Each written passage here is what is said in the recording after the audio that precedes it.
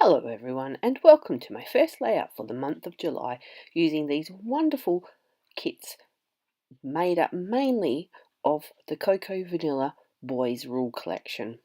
And as you saw, I've created one mixed media based page all about one of my sons, Ben. He doesn't like his photo taken, and the only ones I get of him these days are these side-on profiles. I sneak them when he's not looking. But if I try and get a front-on photo, I get told very clearly, no, not happening, Mum.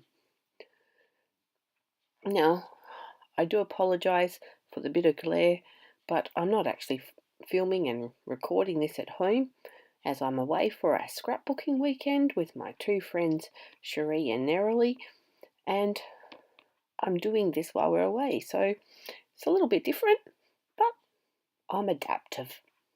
Anyway, I've cut out all the bits where you see I trimmed down, and I cut out the middle of the background paper. I'm trying to conserve as much pattern paper as I can, and here I'm matting because I'm pretty sure most of you know what to do with all that. And I tried to make the video as short as possible. And I decided to use some of the crayons in the mixed media kit, and this was the little stencil. And first I thought, oh, I'll just rub a few crayons through and blend it with my finger. I've chosen one blue and one green, and as you can see I'm smudging it through, but I didn't really like the effect. So I thought, well, what about if I try doing it with a baby wipe? So after fiddling around and getting it back on the exact same spot, I used the baby wipe to smudge the crayon around, and because it reacts to water and the moisture in the baby wipe, it's melted a little bit, become watercolour slightly, but blended really nicely. I liked that effect, so I kept going, repeating on a diagonal line from, well, on a diagonal, the opposite to what I would normally do. After I pull it off here, I look and think, oh, that gap in the middle there's just a little bit too big, so I go back in and add just a little smidge, just a few little green, blue, and then I blend it in together. And doing my tried and true method where I have a nice border around the outside and a white cardstock, which is basil marshmallow, so it can take a bit of that extra mixed media action. I took one of the crayons here, smudged it onto a stamping block, and used some water to activate it to make some splatters, but it was too fine. Then I thought, oh, I'll just paint some on and see what happens, whether I like it or not. Interestingly enough, it didn't really react with the crayon that was blended through the stencil. I thought it might have, but it didn't really. And you can see I'm just painting it on random places, checking with my photo to see how much of it I can see, and then I'm quite happy with it.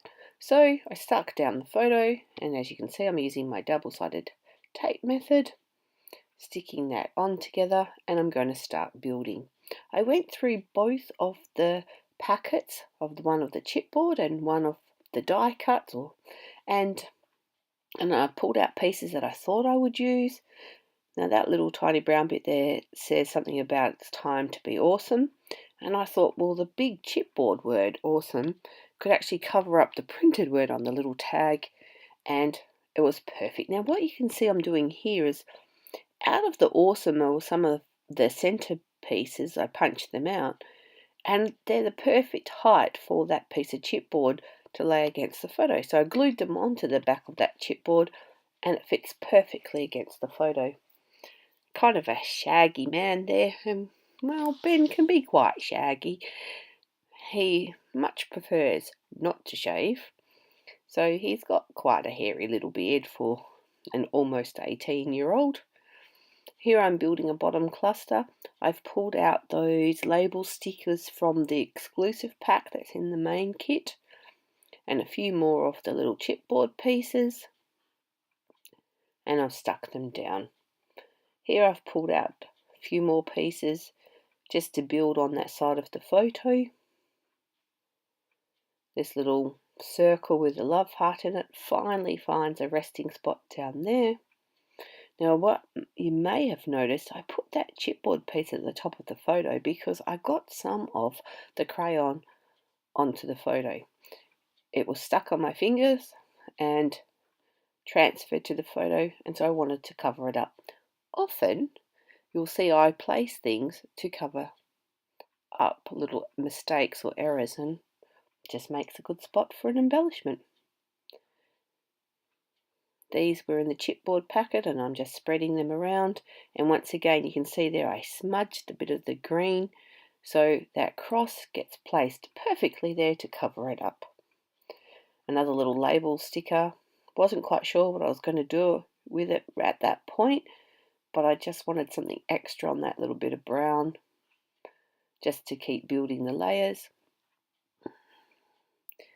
And after gluing these down, I was like, what else can I add?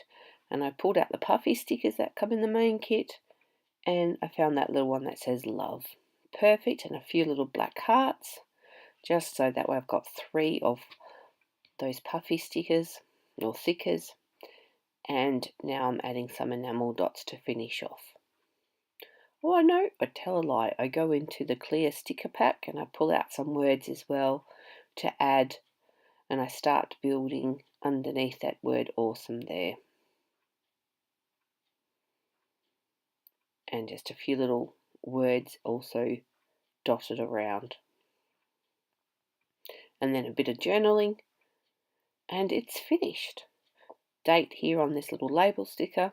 I make a little mistake in the journaling.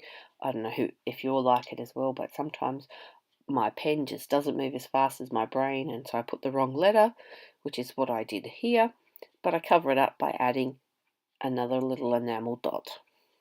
And that's it. Hope you like my first layout for the month of July.